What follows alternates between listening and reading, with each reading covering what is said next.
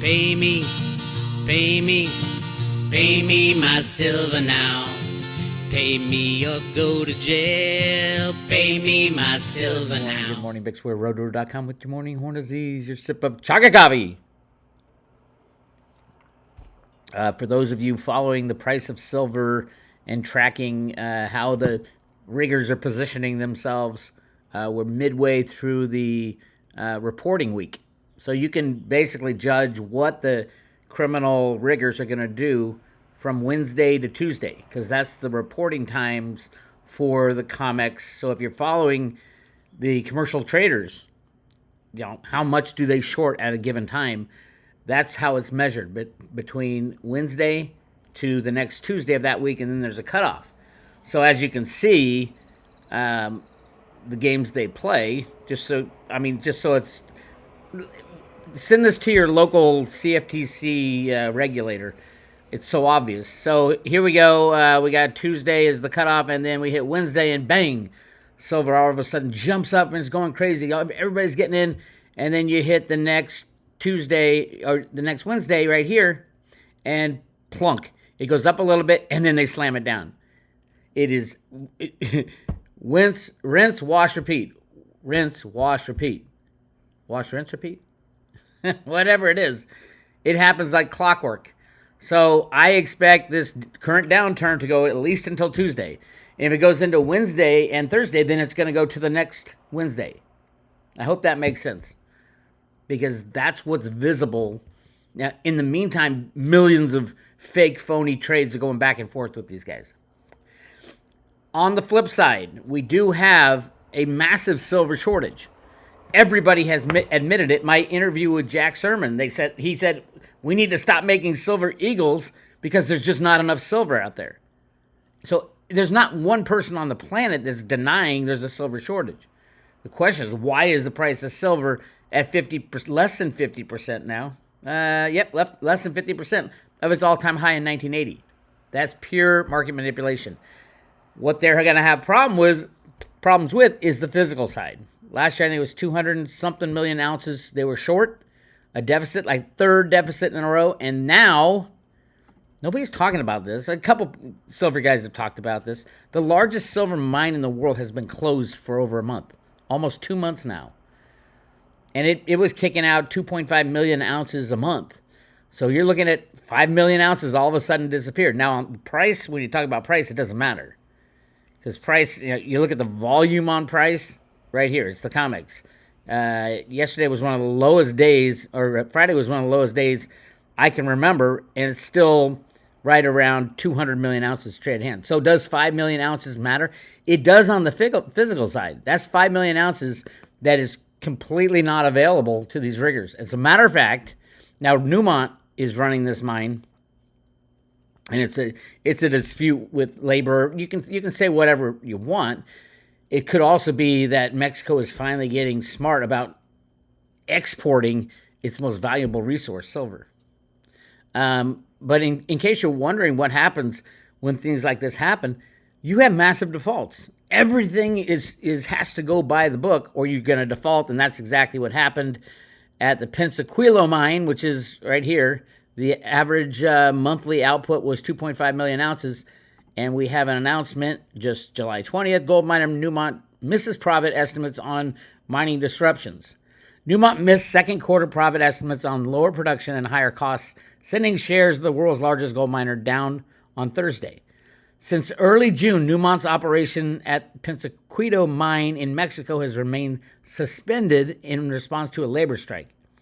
Newmont last month told Reuters it declared a force majeure on deliveries of some metal products from a Mexican mine. That's what we're going to see. Force majeure means people have signed up for derivative contracts. These were supposed to be delivered into probably a short position on the COMEX, and it isn't there. So what do the guys have to do? The market riggers have to find that metal somewhere else and start panicking. So Bank of America is going to start panicking if they are not already panicking. JP Morgan, who knows what they're doing, but if they even have any gold and silver. I don't even know. It might have been taken away when they got busted for rigging the market, but nobody really knows. It goes on to say the company withdrew annual withdrew their annual outlook for the mine on Thursday. This is the largest silver mine in the world. It's been shut down for 2 months. Will it ever come back online before the silver price breaks through something? Maybe the powers that be in Mexico said, hey, let's take the largest silver mine offline until silver hits $30 or $50 or $1,000. I don't know what the number is, but clearly something else is going on, in my opinion. This is the largest silver mine in the world. So keep an eye on that, and it's important, absolutely. Again, this is Friday's COMEX report, and it's literally under 200 million ounces traded. That's tiny. But you think about it, well, who's doing the trading? It's about 5 or 6 banks trading back and forth to set the price at like high frequency, all run by a guy named Vinny Viola from Virtu Financial behind the scenes. Welcome to America. But the really interesting stuff to me is how many exchange for physicals are happening, meaning people buy silver contracts on the COMEX and then go to London, transfer them over there to take delivery. They call it cash, but it's a futures position that you can redeem it for the silver, which people are doing. Harvey Organ keeps track of this very well. And if you guys watch the Road to Ruta every day, which many do, most people are like once in a while, but many do.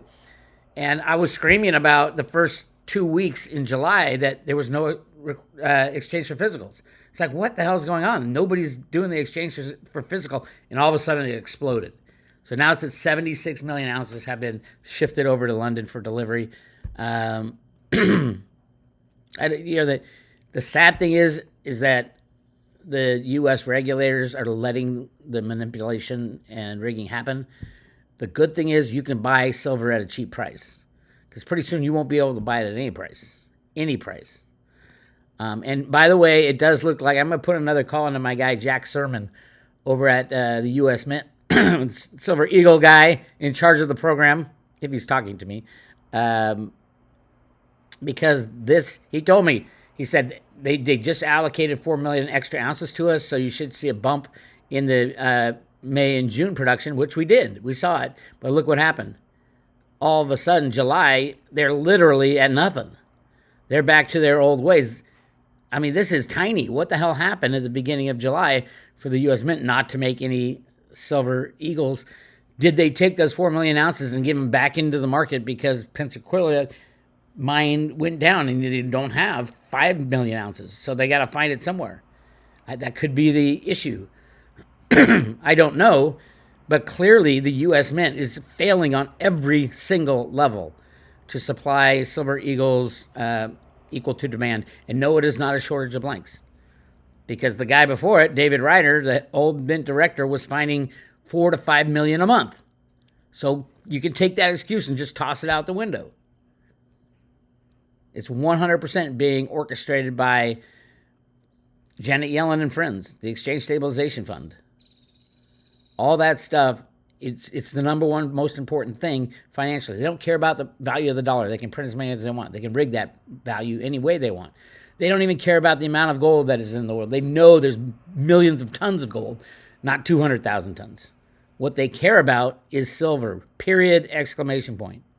That is the biggest fear of the Federal Reserve, of the banking cabal, of the fiat money system. Silver is the silver bullet to kill the criminal bankers. So they're going to rig it the best they can. I do hope they click the mouse and put it to minus $40 like they did with oil. Can you imagine that? All right, it's minus $40. I'm going to go into the store and they're going to give me silver and give me $40 for every ounce I buy. Does that sound ridiculous? It is ridiculous. But it happened in oil. On these fake markets, it can happen in silver. Would any dealer on the planet sell you silver for minus $40? I highly doubt it. I think that every dealer on the planet would say, this is fucking crazy. Kind of like what I'm saying now. That's the pricing of silver is fucking crazy. So, anyway, more on the U.S. Mint. Again, they're not making any Silver Eagles, except you look at the press releases from the U.S. Mint. Everything is talking about, we got a new silver numismatic coin coming out. All kinds of them. And as a matter of fact, I looked at how many have been done. I couldn't even count them. How many this year numismatic coins made of silver have been made? I don't even know. There's over 332 different numismatic coins that the U.S. Mint is making. And a huge number of them, most of them, are silver that are made with precious metals. Almost all of them are silver. Yes, there's some gold, also platinum and palladium, but mainly silver. So here's my question to the U.S. Mint. Where in the law does it say you have to provide silver numismatic coins to meet demand? It does not. Nowhere in that law. As a matter of fact, it specifies how many you can make, but it doesn't specify any amount that you have to make. That's the Silver Eagle law that says you have to meet demand with your Silver Eagle coin production. So they're taking silver out of the Silver Eagle program and putting it into numismatics because they make more money on these massively overpriced coins that they just stamp a different picture on. The U.S. Mint is broken. The U.S. government is broken. But Ventures Gibson, the head of the Mint, who nobody knows how she got there, she clearly has no idea how to run a mint. She's basically shut down all the Silver Eagle production. But she did implement some good HR initiatives. Because that's her job. That's why they hired her. For the diversity. It's so insane.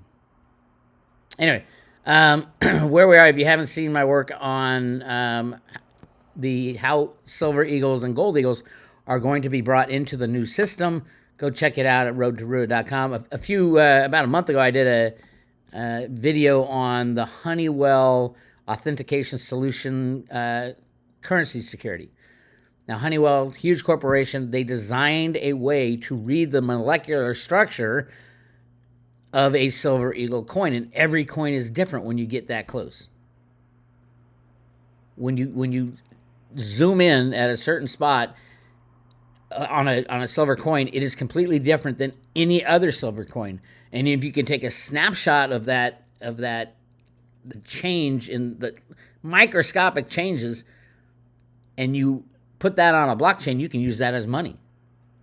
We could have today literally silver and gold eagles held at a bank that are specifically designated to you. And yeah, you can use blockchain technology to buy and sell things on your phone. I just spent, a 100th of an ounce of silver on this new car. That type of stuff. Go check that out. It was I think 3 weeks ago. And the reason I fell across this was I was tracking what David Ryder did. David Ryder is the old Mint director, really good patriot, made massive amounts of Silver Eagles, but what he did also is implement the notch. The notch, that little notch on the corner of the Silver and Gold Eagles. Why? It's a security notch. Nobody knows why. And I was told by someone, I did the connection because David Ryder used to work for Honeywell in this division. So yes, that's exactly what they were doing. They were getting ready to put Honeywell equipment into banks and wherever you need it, and it could be implemented into any of the current coin counters to detect whether it is a real coin or a fake U.S. money coin. There's a whole bunch of fakes coming out. It's a longer process. You're going to have to scan every Silver Eagle if you're going to use Silver Eagles and get that DNA fingerprint. Every coin has literally a molecular silver fingerprint. And if you record it and put it on a blockchain, you can track it and you can authenticate that it's a real Silver Eagle that came from the Mint. Amazing technology. And he was in the middle of doing that, and then Biden took over, and everything stopped. Everything stopped. It is absolutely crazy. If you think I'm full of shit, hey, here we are. Imagine you're sitting there. You're a gold bug in 2007. I had been a gold bug for a little over 7 years on January 1st, 2007. And I'm sitting there going through the Federal Reserve Bank of Boston archives. Just because that's what I did. I was like dying to figure out, where is this coming from? Where does massive manipulation come from? Is the Fed involved? Are the banks involved? This was in the early days of understanding that the system was under control. And then there I was. Why I was there, I don't know. But I was on the same page on December 31st, and I just started up again with a hangover on January 1st of 2007, and poof, it appeared before my very eyes. Literally, it was posted that day.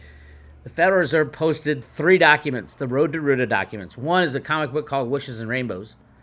2 is a teacher's guide for witches and rainbows called On the Road to Ruta, a teacher's guide. That's where it came from. And number 3 was a pamphlet called Banking Basics. They're still on the Fed Boston website. The Road to Ruta documents talk about going back to a gold standard. Yes, this is the Fed. And then it's got all kinds of deep stuff in there. The Banking Basics one had some really unique pictures. And I'm like, okay, why would the Federal Reserve Bank of Boston put out a Banking Basics book that shows a guy putting a little gold coin in a piggy bank? It's kind of, isn't the Fed anti-gold? Because it's the alternative. Well, there's more going on, as we know. So within this Banking Basics handbook, all 3 of these on the same page. Now, the Road to Ruta and Wishes and Rainbows documents had big red exclamation points. And I mean big, like double the font. This is the Fed. Remember, a guy named Stephen Dubois is the guy who did this. He loves puzzles. He didn't think anybody would figure it out. I figured it out. But the 3rd document, this thing called Banking Basics, was a color document. And look what's on this page. A girl walking into a bank with a stack of 19 gold coins and exchanging it for cash. This is the Fed. This Banking Basics thing was originally made in 1987 when they released the Gold and Silver Eagle Act and started making gold and silver eagles. I mean, at some point it gets just too obvious that there are people trying to implement a new gold and silver standard. But back then, in 1987, we didn't know how to do it. We thought we'd have to go, cash coins in and you'd get cash. Now everything's on our phone. We can easily do it as long as you can identify that a specific ounce of silver, that specific silver eagle, belongs to XYZ, this person. And then you can digitize it and put it on a blockchain and put it on your smartphone and go buy and sell little pieces of silver and trade it in commerce. And that's what's happening. That's where we are. Hope that makes sense to everybody. Again, keep an eye on Penasquito Mine. Penasquito Mine, the largest silver mine in the world. The largest silver mine in the world. By the way, if you didn't know, Mexico produces somewhere around 200,000 or 200 million silver ounces per year and exports them. Exports 200, I think it's 180 to 200 million, a fourth of all the silver that's mined. And the largest mine in Mexico is shut down and has been for 2 months now. How much longer can this go on? I don't know. They determine price on this crazy thing called the COMEX. So, yeah. So that's what I'm keeping an eye on. Nothing's going to happen. It'll probably keep going down until tomorrow after the cutoff. And then usually on Wednesday, you'll get an inkling. They usually start off by, if they're going to let the price go up, they'll slam it a little bit and let it go. And then it runs up till the next Tuesday. Or if they want it to slam it again, they'll let it go up a little bit and then they'll slam it. It's not hard to see these people function. It's pure criminality too. But it'll be interesting to see how many silver shorts were covered. Because remember, the banking cabal was shorting into this rise from $23 to $25. They had to short 200 million ounces worth of COMEX silver just to hold the price from rising to $2. Now we get to see, okay, can they cover? So they slam the price down. How many of those 200 million ounces can they cover? That'll be very interesting. But we won't find that out until Friday, which is when they release the report. So the cutoff is Tuesday afternoon, and then Friday it shows how they did. And the game continues. It's crazy. I know. Anyway, that's what I got for you today. This is Big Swear, roadtoroot.com. Try to stay sane out there. Get your metal in your own possession. At some point, all the silver mines of the world will shut down, and each country will nationalize their silver mines. Mexico will probably end up being the richest country in the world because they have the largest amount of silver. They should have been the richest country in the world for the last 150 years, but the banking cabal has stopped them. So it's their turn.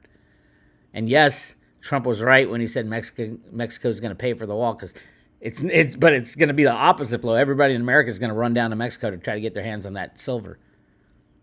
Imagine if silver was, let's just say, $5,000 an ounce, and Mexico had it just all over the place. Wouldn't you run down there if you didn't have any money? You're going to see a lot of new mine activity, but a lot of government involvement, because we're not going to have any money left.